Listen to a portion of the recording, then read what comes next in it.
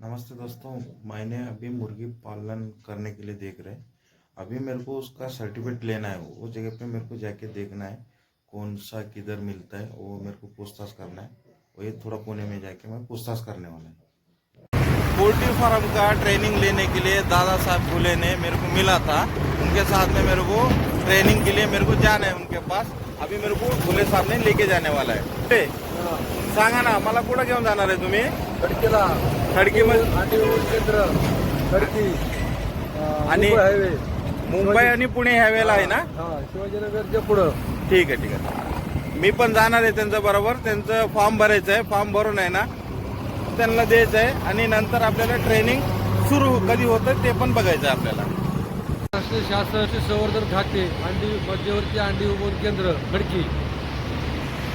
दोस्तों, ये मुर्गी पालने के लिए इधर ट्रेनिंग लेना पड़ेगा और अंडा जो बनाना, अंडे का उद्योग करने के लिए भी इधर ये जगह पे आके ट्रेनिंग देना पड़ेगा, तभी तो हम लोग को सर्टिफिकेट मिलेगा।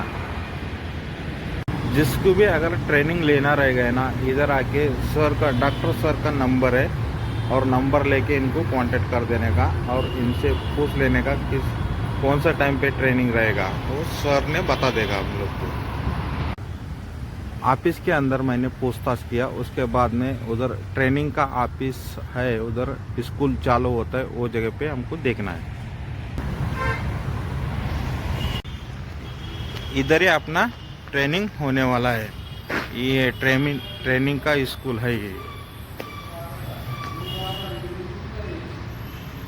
अभी अंदर जाना है, अंदर है, लोगों ने बैठा है। 10 बजे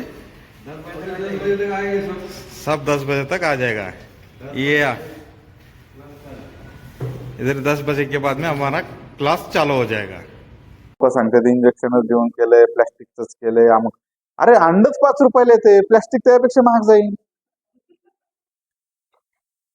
अंड कितीला भेटतं? 5 रुपयाला. आणि विचार करा, प्लास्टिकचं जर अंड तयार करायचं म्हणलं तर 5 रुपयापेक्षा जास्त खर्च येईल. त्याच्यामुळे अडल्ट्रेशन होत नाही.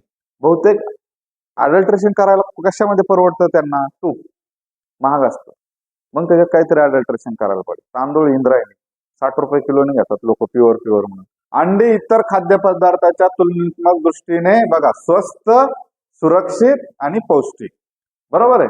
आणि त्याच्यामुळे अंड्यांची मागणी जास्त असते. कमर्शियल अंडी पुन्हा फलित नसतात, बरोबर आहे. म्हणजे त्याच्यामध्ये परत जीव तयार होत नाही किंवा पुनरुत्पादनाची त्यांच्यामध्ये ताकद नसते. म्हणून तेच की ह्यांना कोंबड्यांचा नर कोंबड्याशी संपर्क होत नाही, म्हणून जीव नसतो, म्हणून त्याला शाकाहारी म्हणतात. आणि हे लोकांना काही प्रमाणात पटल्याने अंडी खाणाऱ्यांचं प्रमाण वाढलंय. खास करून कोरोनामध्ये बऱ्याच जणांनी अंडी खाल्ली. अगदी 20-20, 30-30 वर्ष गळ्यात माळ असलेल्या लोकांनी सुद्धा अंडे खाल्ले कोरोनामध्ये. आणि काय हरकत नाही, उगाच त्यांच्याकडे तुच्छतेनं बघू नका. मी सगळं करून बसलेलो माणूस. 12 वर्ष माळ होती मध्येच. आधी खाल्लं शर्यतीवर, 31 डिसेंबरला चिकन खाल्लं आणि शर्यत लावली. उद्यापासून खायचं नाही ते 12 वर्ष खाल्लं नाही, काहीच खाल्लं नाही. मग अंड नाही, मासे नाही आणि काहीच नाही.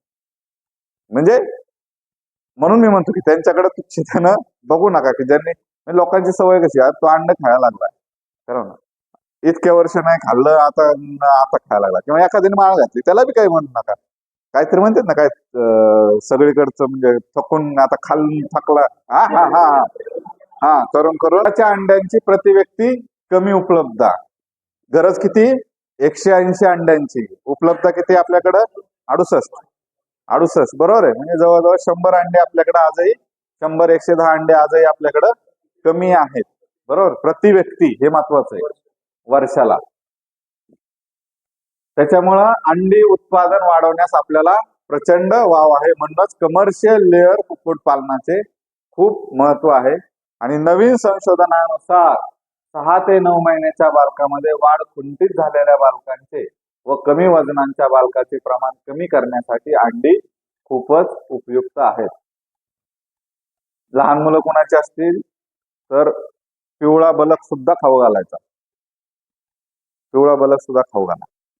त्याच्यामध्ये इम्युनिटी वाढवण्यासाठीच हे असतं. उगीच कोलेस्ट्रॉल आहे, अमुक आहे, पिवळा खाल्ल्याने ह्या होतं त्या. इकडं आपण मरणाचं कोलेस्ट्रॉल खातोय आणि त्या अंड्यावरच येऊन बसलंय का तुमचं? हा? आणि आणि तुम्ही जर थोडस अभ्यास केला, नेटवर टाकून बघा कोलेस्ट्रॉल, काही कोलेस्ट्रॉलची आपल्याला गरजच असते. आणि अंड्यामधले जे काही पिवळा बलक आहे त्याच्यातून गुड टाईपचं कोलेस्ट्रॉल भेटतं, बॅड कोलेस्ट्रॉल तिथं नाही. बॅड कोलेस्ट्रॉल आपल्याला अजून बऱ्याचशा गोष्टीमधून भेटतं. ते नका खाऊ. समजा तुम्हाला वाटतच असेल तुमचं कोलेस्ट्रॉल वाढतंय किंवा कमी होतंय किंवा जास्त होतंय, ठीक आहे, तर त्याच्यामुळं म्हणजे असं कुणाचं फक्त काय होतं, त्याला थोडीशी चव किंवा वास वेगळा असतो आणि ते लहान मुलं लाईक करत नाही. पिवळा बलक जो असतो तो लाईक करत नाही. इव्हन आपल्याला बी बऱ्याच जणांना, आपल्यातल्या काही जणांना तो पिवळा बलक आवडत नाही. तर मी तर खरं सांगेन की पिवळा बलक माझ्या मुलीला मी 8व्या-9व्या महिन्यापासून चालू केलं होतं. पहिल्या, दुसरीला दिलं नाही. फरक जाणवते. म्हणजे नुसतं एवढंच कारण नाही, त्याची कारण बरीच आहेत. कोरोना पण एक कारण आहे. त्याला आलो आणि माझा मित्रचा इंग्लिश विषय गेला, तो नापास झाला. तो अजून मी नापासच आहे, 10वी नापास. पण आजच्या घडीला तो माझ्यापेक्षा जास्त पैसे कमवतो. ते माझ्यासारखे 2 डॉक्टर ठेवी. कमर्शियल लेअर कुक्कुटपालन व्यवसाय.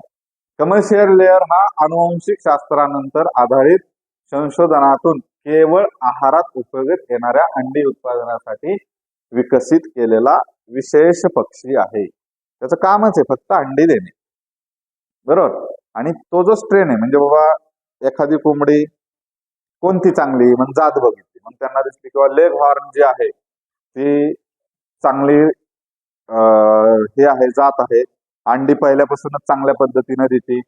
त्यावेळेसही 200-220 अंडे देत होती. मग त्यांनी हळूहळू त्या लेग हॉर्नवर काम करत करत करत करत मग त्याच्या काही स्ट्रेन तयार केल्या.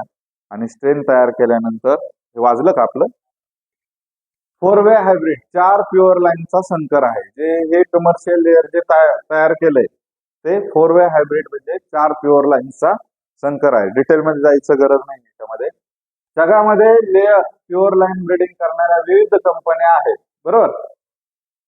आणि हे सगळे कमर्शियल 1 दिवसाची पिल्ल विकतात. भारतात ईसा, बॅबकॉक, बोवन्स, हायलाईन आणि लोमन या कंपन्याचे लेअर पक्षी उपलब्ध आहेत. कोणत्या पक्षी म्हणजे पक्षी उपलब्ध आहेत, कोणकोणते? बॅबकॉक, बोवन्स, हायलाईन आणि लोमन, बरोबर. परंतु भारतात प्रामुख्याने बॅबकॉक कंपनीचे BV300 या ब्रँडचे लेअर पक्षी पाळले जातात.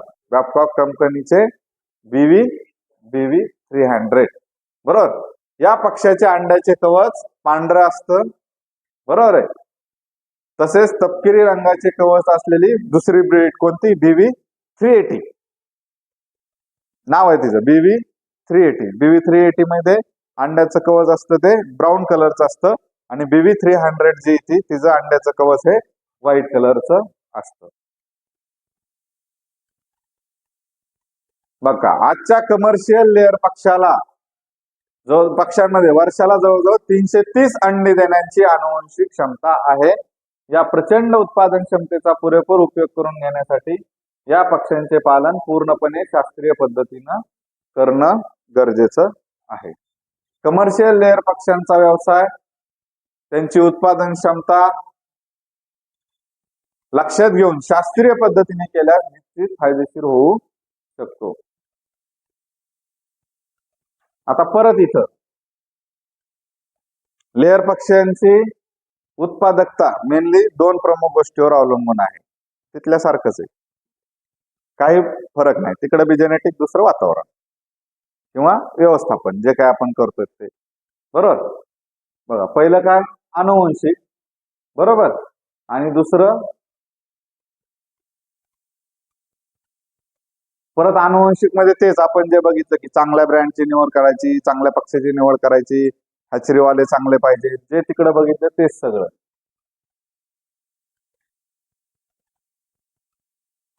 आणि दुसरं वातावरण, ठीक आहे. आता लेअर पक्ष्यांच्या एका बॅचच्या संपूर्ण कालावधीचे शास्त्रीय व्यवस्थापन 3 म्हणजे पिल्ल येण्यापूर्वी ब्रुडर हाऊस, पिल्लांचे स्वागत आणि कमर्शियल लेअर पक्ष्यांचे व्यवस्थापन. ठीक आहे. आता पिल्ल येण्यापूर्वी ब्रुडर हाऊसची तयारी माहिती आहे सगळ्यांना. काय काय सगळे ब्रुडिंग सगळीकडे सारखंच आहे, बरोबर आहे.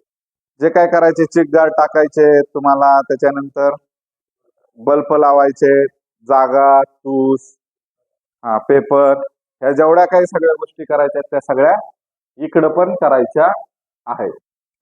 ठीक आहे. त्यानंतर पिल्लांचं स्वागत. तेच सगळं काय, व्यानचे निर्जंतुकीकरण, पिल्लांची मोजणी, पिल्लांचे वजन, जे काय आपण बघितलं. काय काय करायचं, पिल्लांचं स्वागत कसं करणार सांगा आता. हा, बर, अजून बल्ब लावायचे, टेम्परेचर 95 डिग्री फॅरेनहाइट. ठीक आहे. अजून चिक प्लेट मध्ये कोणतं, मका बरडा. हा, त्याच्यानंतर प्रकाश व्यवस्थित द्यावा लागेल त्यांना, दिसायचं व्यवस्थित, ते असतोच याच्यामुळं. हा, असतोच, म्हणजे ते परत वेगळं बोलायची गरज नाही. हा, ब्रुडिंगची गादी, त्याच्यावर पेपर हातरणे. नाही, खाली पेपर काही जण टाकतात, काही जण टाकत नाही. हा, आता खाली पेपर टाकायचे कारण बरेच आहेत. खाली पेपर कशासाठी टाकतात, की ते हे होऊ नये म्हणून, ते तुस आहे ना इकडे तिकडे जाऊ नये म्हणून, पण टाकतात. टाकलेलं कधीही चांगलंय. परत तुस टाकायचं आणि परत पेपर टाकायचं, त्याच्यावर पिल्ल सोडायचं. हे प्रॅक्टिकल अनुभव आहे, बरोबर. म्हणजे मी जे सांगतो की तुम्ही जेव्हा त्याच्यामध्ये उतरताल ना, तेव्हा बऱ्याचशा गोष्टी आता फक्त बेसिक, म्हणजे बऱ्यापैकी जेवढं झालंय ना, एवढंच आहे सगळीकडे परत. ठीक आहे. हे झालं पिल्लांचं स्वागत. वजन बिजन घ्यावे लागतील ना पिल्लांचे आपल्याला, ऍव्हरेज वजन वगैरे. आता थोडस आपण कमर्शियल